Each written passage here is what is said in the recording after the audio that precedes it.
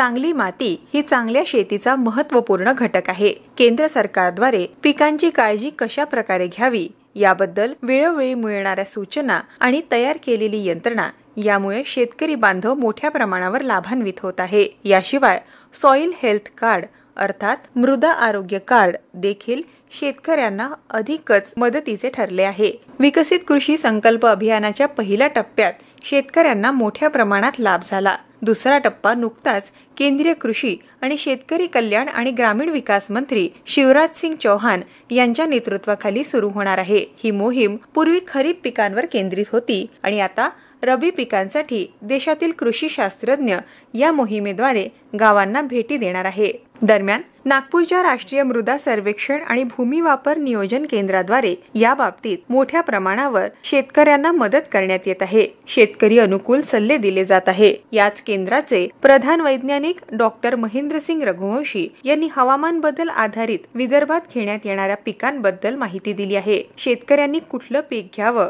त्यासाठी soil health card मृदा आरोग्य कार्डचं काय महत्व आहे हे देखील त्यांनी सविस्तर सांगितलंय. विदर्भ में सबसे पहले देखा जाए तो 11 जिले हैं और 11 जिले में सभी जिले अपनी अपनी एक विशेषता रखते हैं. अब हमें वर्षा पर आधारित फसलों तथा उनकी जलवायु से संबंधित जो जलवायु के हिसाब से उनकी किस्में कैसे काम करती हैं उनका पर हमें ध्यान देना होगा. विदर्भ में मुख्यतः खरीफ और रबी की फसलें ली जाती. अब देखा जाए तो खरीफ की मुख्य फसलें हमारे पास कपास और सोयाबीन देखने में आती हैं, क्योंकि ये दोनों फसलों का प्रत्येक फसल विदर्भ में 30% का अपना बड़ा हिस्सा रखती है. और जहां तक हमने देखा है कपास के साथ किसान मुख्यतः तुअर को भी लगाते हैं और इसके साथ साथ खरीफ में हम ज्वार भी लगाते हैं, मक्का भी लगाते हैं और बहुत सारे किसान तो सब्जियों पर भी आधारित है. अब रबी में अपन देखते हैं कि नवंबर से लेके अप्रैल तक किसान भाई चना गेहूं भी लगाते हैं. गेहूं तो जनरली हमने देखा है सामान्यतः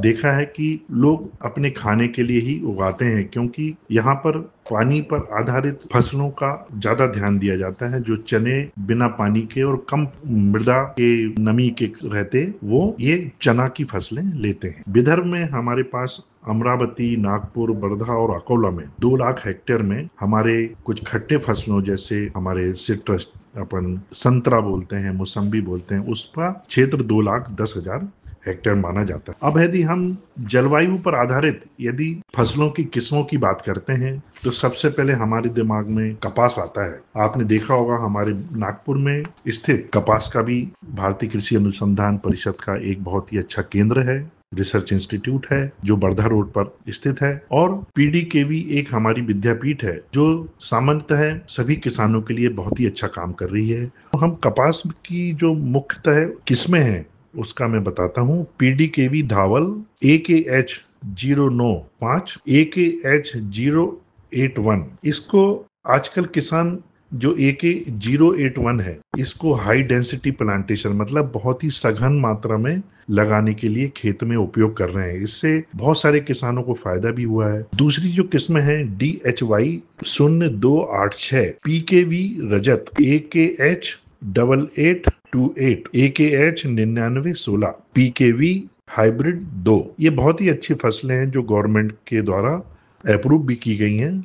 उसके लिए बहुत ही अच्छा काम कर रही है. किसान इनके साथ तुअर की भी फसल लगाते हैं. तुअर में बहुत ही जो जानकारी हमको प्राप्त हुई है और हम किसानों से भी जो मिले हैं, बहुत सारे किसान तुअर की कपास के साथ कभी कभी हमने ये देखा कि वो कपास के साथ भी लगाते हैं और अकेले खेत में भी लगाते हैं. तो तुअर की जो किस्में हैं वो पीकेवी तारा, BSMR 736, BDN 711, BDN 2013-41 और ICPV 25444. ये जो ICPV 25444 है ये इक्रीसेट जो हैदराबाद में स्थित है केंद्र उन्होंने विकसित की है, जिसकी उपज काफी अच्छी है.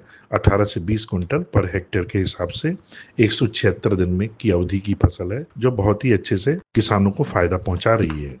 सोयाबीन का भी रकबा जो एरिया है विदर्भ में बहुत ही अच्छा है. 51 लाख हेक्टेयर में इसको लगाया जाता है जो यहाँ की मुख्य फसल है. इसमें कुछ ऐसी वैरायटी हैं जो जल्दी भी पकती हैं और कुछ लेट भी पकती हैं. तो हमारा किसानों के साथ यही कहना एक रहता है कि ऐसी किस्म लगाएं जिससे हम रबी की फसलों को समय पर लगा सकें। तो सोयाबीन की जो किस्में हैं वो जल्दी और मध्यम समय में पकने वाली होती हैं और कम, जैसे खेत में आपकी नमी कम है तो उसको भी टॉलरेंट कर सकती हैं, उसके लिए भी वो अच्छी मानी जाती हैं, जो विदर्भ के लिए ही संशोधित की गई हैं। अब सोयाबीन की जो किस्में हैं MAUS 725, MAUS 731, JS 335। JS 335 जैसा कि जवाहर सोयाबीन 335 है, ये जबलपुर सोयाबीन केंद्र ब्रांड ब्रीडिंग से निकाली गई है। और फुले धुरवा, PDKB अम्बा,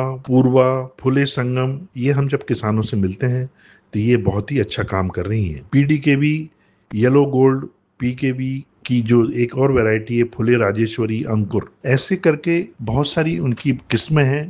लेकिन जो मैंने अभी सोयाबीन के नाम लिए हैं उसमें बहुत सारी किस्में ऐसी हैं जो किसानों के लिए बहुत अच्छा उत्पादन कर रही हैं।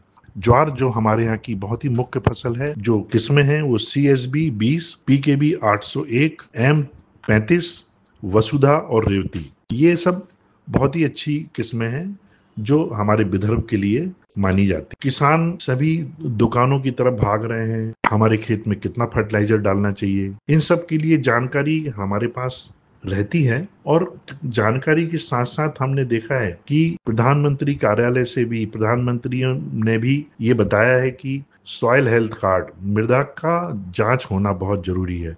हर किसान को मतलब एकदम से फसल के हिसाब से कि इतना ही नाइट्रोजन डालना है, इतना यूरिया डालना है, इतना DAP डालना है, ऐसा नहीं करना चाहिए। हम किसानों को ये बताना चाहते हैं कि किसान सॉइल हेल्थ कार्ड का सहारा लें। अब सॉइल हेल्थ कार्ड कैसे काम करता है? आप मृदा की जांच कराएं। मृदा की जांच कराने में कुछ कमियां आपको आजकल देख रही को आ रही होंगी कि जैसे किसान इसके बारे में जागरूक नहीं है। किसानों को जागरूक होना बहुत जरूरी है, क्योंकि सॉइल हेल्थ कार्ड, आपकी मृदा यदि स्वस्थ है तो आप उतना ही स्वस्थ होंगे। भूमि की जांच हमेशा आप कराते रहें। लेकिन आजकल हमने देखा है कि किसान मिट्टी तो ले जाते हैं लेकिन कहीं कहीं टेस्टिंग की लेबोरेटरी नहीं है, टेस्टिंग की लेबोरेटरी है तो उतनी अच्छी उनकी सर्विसेज नहीं है, सर्विस है तो कार्ड मिलने में, जानकारी मिलने में देर हो जाती है। और ऐसी कई चैलेंजेस हैं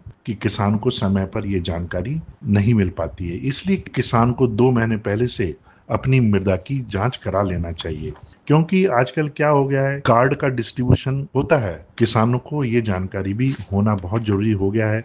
भगवान भारत सरकार का भी यही महत्ता रही है कि आप सबसे पहले किसानों का ध्यान रखिए।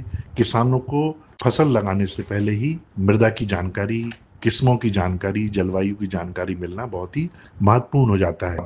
केंद्र में आप यदि आते हैं तो हमें सभी फसलों का आपको जानकारी देने में समर्थता मिलती है और हमें भी खुशी होती है। किसान भाई जब अपना संतुष्ट होकर जाता है तो वो खेत में अच्छा काम करेगा। यदि आपको लगता है कि कोई जानकारी नहीं मिल रही है तो हमारा जो national bureau of soil survey and land use planning की एक वेबसाइट है, उस वेबसाइट में भूमि पोर्टल करके एक हमारा, उसके अंदर एक जानकारी का एक यूनिट है, उससे भी आप पता कर सकते हैं कि आपके खेत में कितनी नाइट्रोजन पहले से उपलब्ध है, कितना फास्फोरस पहले से उपलब्ध है, कितने पोटेशियम आपका पहले से उपलब्ध है। आजकल देखा जाए तो सूक्ष्म तत्वों की भी महत्ता बढ़ रही है। सूक्ष्म तत्व हम क्यों डालते हैं? इसका मानव शरीर पर बहुत ही गहरा प्रभाव पड़ता है। तो आपसे हमारी यही विनती रहेगी किसान भाइयों कि आप हमारे भूमि पोर्टल पर भी जाकर अपने क्षेत्र की जानकारी प्राप्त कर सकते हैं। केंद्र सरकार शेतकऱ्यांच्या समृद्धीसाठी सातत्यानं पावलं उचलत आहे। शेतकरी बंधू भगिनींचं उत्पन्न वाढवण्यास केंद्र सरकार कटिबद्ध आहे।